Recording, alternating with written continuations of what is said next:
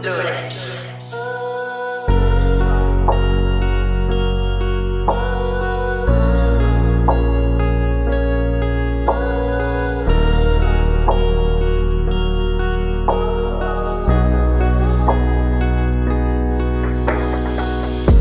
Sandali lang muna, baka pwede kang makinig.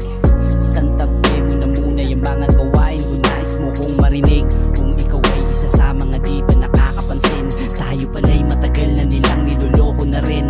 Para sa kinabukasan ng ating pamilya, ang pagod at puyat ay titiisin. Kahit ang sahod at ating mga kinikita ay kulang na kulang pa sa bayarin. Sa dami na din ng obligasyon, kaya kahit alangan sitwasyon, kung yun lang di naman ang natatangi ko, di naman natitirang solusyon. Ako'y sinampal ng realidad, sinubok ang aking kapasidad, hanggang tumibay ang aking loob at doon lumabas ang tunay ko na abilidad. Ako'y nangarap kasama si God at nangako handa kong isagad, upang mapasa kamay ang hangad, hindi pa paawat hanggang matupad. Teka sandali lang muna, baka pwede kang makinig. Isang tabi mo na muna yung mga gawain kung nais mo kong marinig. Kung ikaw ay isa sa mga di pa nakakapansin, tayo pala'y matagal na nilang niloloko na rin. Aking landing na puna habang ang ating edad ay nadadagdagan, kasabay pa ng pagdami ng mga mabibigat o di ng mga pasan.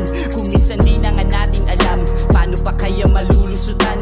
Lagi lang tatandaan na may dahilan kung bakit ka naandyan. Di lang ikaw yung merong sitwasyon, kung ano man nararanas ngayon, baka hindi pa lang sa'yo pumapabor din yung pagkakataon. Tiwala ka lamang sa iyong sarili kung gusto mo ding umabante. Kahit madami pa sa'yo humarang, dapat tuloy pa rin sa pag-atake. Huwag ka titingin sa paghuhuli